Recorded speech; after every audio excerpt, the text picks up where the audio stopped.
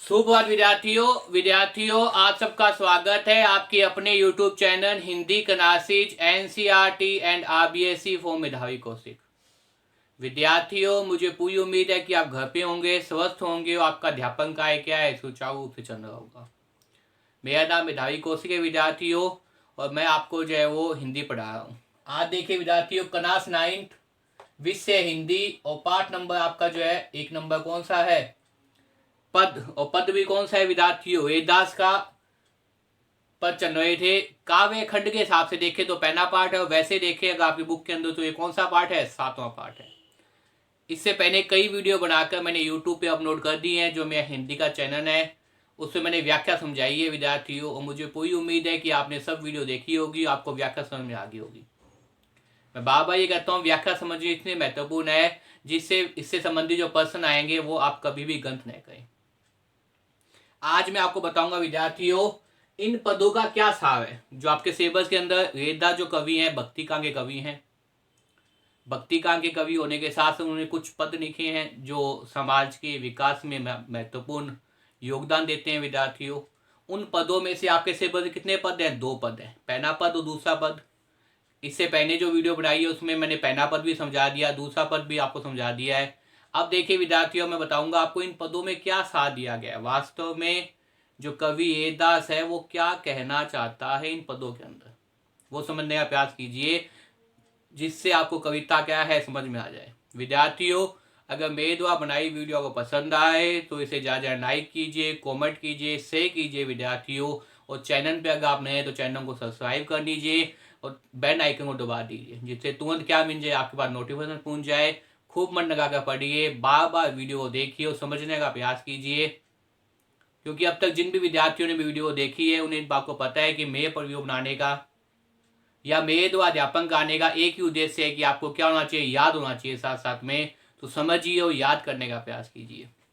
देखिए, आज मैं बताऊंगा आपको पद वेददास के पद में क्या है, कितने पद लगे हैं? सबसे पहले 2 पद लगे हैं।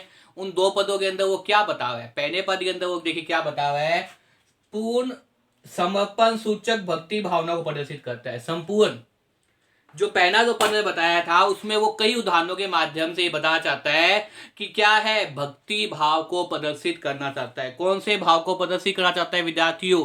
भक्ति भाव को। भक्ति भाव में आपकी कैसी है? भक्ति भावना भी कैसी है? पूर्ण समर्पण सूचक।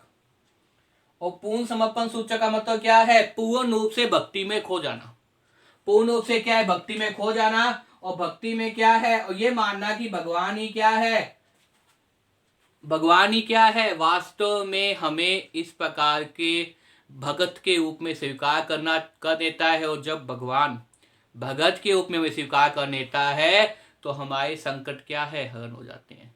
मैंने बताया था इससे पहले वीडियो के अंदर, पहले पद के अंदर काफी ज्यादा उदाहरण देकर, कभी चंदन का उदाहरण दे रहा है, कभी वो आपके सामने जो है वो चकोर पक्षी का उदाहरण दे रहा है। इस प्रकार से जो है वो कभी वो मोती का उदाहरण दे रहा है, कभी वो दीपक का उदाहरण दे रहा है। इस प्रकार से कई उदाहरणों के माध्यम से क्या है, वेददास इस बात को बता रहे हैं कि भगवान की भक्ति कैसे होनी चाहिए। या आप कह सकते हैं कि उनके जीवन में, किनके जीवन में? वेददास जी के जीवन में परमात्मा का जो स्थान है, परमात्मा का जो स्थान है, परमात्मा की जो जगह है, उस जगह की महत्ता को बता रहे हैं कि वो जगह कितनी महत्वपूर्ण है। परमात्मा के स्थान को, परमात्मा की जगह को क्या करें? विभिन्न उदाहरणों से बताएं। किससे बताने का प्रयास करें विद्यार्थियों? भिन्न भिन्न उदाहरणों से बताने का प्रयास करें। भिन्न भिन्न उदाहरणों से बताने का प्रयास कर रहे हैं। क्या कर रहे हैं विद्यार्थियों? प्रयास कर रहे हैं। आपने देखा होगा इससे पहले जो 2 इकाई थे उसमें वेददास जो कवि हैं, कवि जो वेददास है, भिन्न भिन्न उदाहरणों के माध्यम से ये बता रहे हैं कि भक्ति उनकी कैसी है? पूर्ण समर्पण की है। भगवान के प्रति वो पूर्ण रूप से समर्पित है, और जब भगवान के प्रति आप पूर्ण रूप से समर्पित हो जाती हैं और भगवान उन्हें भगत के रूप में स्वीकार कर लेते हैं तो वेददास को बहुत प्रसन्नता होती है। तभी तो वेददास जी कहते हैं अंतिम पंक्ति के अंदर, प्रभु जी तुम स्वामी हम दासा, प्रभु जी तुम स्वामी हम दासा, ऐसी भक्ति करे ये दासा। मतलब तुम तो स्वामी हो, हम क्या है? भगत है। और भक्ति कैसी है? दास्य भाव की अगर पूछा जाए आपसे कि येदास की भक्ति कैसी है, वो कैसी है विद्यार्थियों? दास्य भाव की भक्ति है। कैसी भक्ति है? अगर पूछा जाए पेपर के अंदर कि येदास की भक्ति कैसी है, तो येदास की भक्ति कैसी है विद्यार्थियों? दास्य भाव की। वेदास की भक्ति कैसी है? दास्य भाव की। दास्य भाव का दास्य का मतलब क्या होता है? मैंने बताया था, सेवक। दास्य का मतलब क्या होता है? सेवक होता है। वो क्या करता है भाई? एक सेवक की तरह अपने स्वामी की क्या करता है? अपने स्वामी का हर आदेश मानता है। अपने स्वामी क्या करता है? सेवा करता है। कुछ उसी प्रकार का भाव किसका है भाई? वेदास कवि का है इन दोहों के अंदर।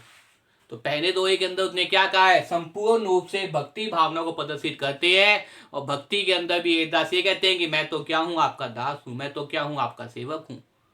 आप मुझ पे अपनी कृपा रति बनाइए, मैं आपकी सेवा करता रहूंगा। तो मुझे उम्मीद है आपको पहला पद समझ में आ गया होगा, पहले पद की व्याख्या समझ में आ गई होगी। भिन्न भिन्न उदाहरण देते हैं, कभी चंदन का उदाहरण दे रहे हैं, कभी चकोर पच्ची का उदाहरण दे रहे हैं, कभी दीपक का उदाहरण दे रहे हैं, कभी मोती का उदाहरण दे रहे हैं, कहीं धागे के बारे में बता रहे हैं। तो इस प्रकार से पहले पद के अंदर उदाहरणों के माध्यम से, उदाहरण अलंकार है, अनुप्रास अलंकार है, और साथ में भाषा जो है सूखी भाषा है, और भाषा के अंदर जो है अच्छे शब्दों का उपयोग किया गया है। और क्या कहा गया? मुख्य रूप से पूर्ण समर्पण सूचक भक्ति भावना को प्रदर्शित किया गया है। क्या किया गया है? पूर्ण समर्पण सूचक भक्ति भावना को प्रदर्शित किया गया है। मुझे उम्मीद है विद्यार्थियों को पहला पद समझ में आ गया होगा। अब जहां तक बात की जाए, जो आपके सिलेबस में दूसरा पद है वेदास का, उसमें क्या बताया गया है? ईश्वर के उदार सदस्य एवं समदर्शी रूप का वर्णन करता है।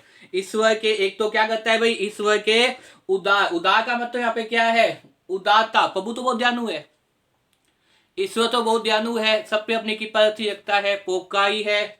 सदस्य का मतलब क्या है? हृदय से वो सभी भक्तों की चिंता करता है।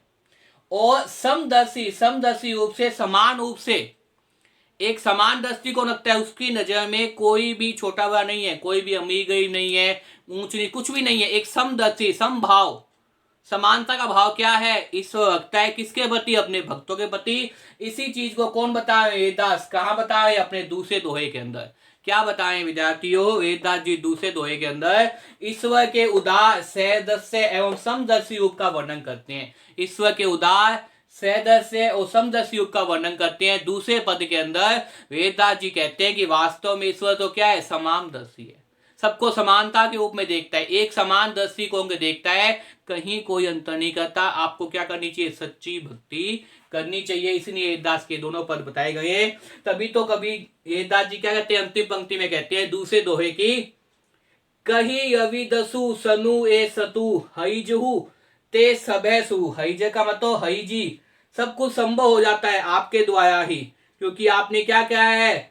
सभी कवि क्या है? छोटी जाति के थे, निम्न कोटि के भक्त थे, उन पे भी क्या किया? आपने भक्ति की है। उनके जीवन को भी क्या कर दिया? आपने सवार दिया। वेदास जी खुद निम्न कोटि के थे, वेदास जी की बात कर सकते हैं। इसके अलावा अगर भक्त कवि की बात की जाए तो नामदेव, त्रिलोचन कवि, ऐसे कई भक्तों को दान दिए गए हैं दूसरे दोहे के अंदर वेदास ने, कि उनको क्या किया? आपने पार लगा दिया। क्योंकि आपकी दृष्टि क्या है? समदर्शी है, समान रूप से देखने वाली है, कोई भेदभाव नहीं करने वाली, सभी जातियों को एक समान देखती है, सभी मानवों को एक समान देखती है। वो क्या देखती है? वो कर्म देखती है। वो क्या देखती है? वो सच्ची भक्ति भाव देखती है। जब वो सच्ची भक्ति भाव देखती है तो सब चीज क्या है? समान है। अपने अनेक उदाहरणों के माध्यम से, अनेक कवियों के नामों के माध्यम से कवि वेदास दूसरे दोहे के अंदर इस प्रकार की बातें करते हैं। मुझे उम्मीद है आपको दोनों दोहे समझ में आ गए होंगे। ये मैंने सारांश के रूप में बताया, ये मैंने पदों का सार आपको बताया है कि वास्तव में दोनों पदों के अंदर वेदास जी का मुख्य बात क्या थी पदों के अंदर। जहां पहले पद के अंदर वो संपूर्ण भक्ति भाव को प्रदर्शित करते हैं, दूसरे पद के अंदर वो समदर्शी रूप को प्रदर्शित करते हैं कि भगवान क्या है? भगवान के दृष्टिकोण में सब एक समान है। जो ऊंच नीच की भावना उस समय समाज में दिखाई दे रही थी, जो अमीर गरीब की भावना थी, तो उन्होंने अनेक कवियों के उदाहरण दिए हैं। चाहे वो त्रिलोचन कवि का उदाहरण दिया हो, कवि कबीरदास जी का उदाहरण दिया हो, चाहे नामदेव जी का उदाहरण दिया हो। खुद वेदास जी जाति के चमार थे भाई, नहीं फिर भी वो क्या करें? भगवान की भक्ति कर रहे हैं। इसलिए वो क्या करें? ईश्वर के उदार सदस्य और समदर्शी रूप का वर्णन किया है। किसमें भाई? दूसरे दोहे के अंदर। मुझे उम्मीद है विद्यार्थियों इस वीडियो को देखने के बाद में आपको पाठ का सांस समझ में आ गया हो गया, आपको पाठ की वो मुख्य बातें समझ में आ गई होगी, इन बातों को आप याद कर लेंगे और व्याख्या की वीडियो आप देखेंगे। क्योंकि मेरे चैनल के अंदर अगर आपने नहीं देखी तो आप पढ़ने लिस्ट में जाएंगे, वहां कोर्स भी 9th कि जितने भी मैंने वीडियो बनाई है वो सब रखी हुई है विद्यार्थियों। एक वीडियो चालू करने के बाद तुरंत आपके पास क्या है, 2-2 3-3 वीडियो कंटिन्यू आ जाएगी। उन वीडियो को देखिए, घर पे रहिए, स्वस्थ रहिए और पढ़ाई में लगे रहिए, अध्यापन कार्य करते रहिए विद्यार्थियों। वीडियो आपको पसंद आए तो इसे ज़्यादा लाइक कीजिए, कमेंट कीजिए, शेयर कीजिए विद्यार्थियों। चैनल पे अगर आप नए हैं तो चैनल को सब्सक्राइब कर लीजिए। खूब मन लगा कर पढ़िए, बार बार वीडियो को देखिए, अपना ध्यान रखिए, स्वस्थ रहिए, प्रसन्नचित रहिए, आनंद पूर्वक रहिए और पढ़ाई में ध्यान लगाइए विद्यार्थियों। धन्यवाद।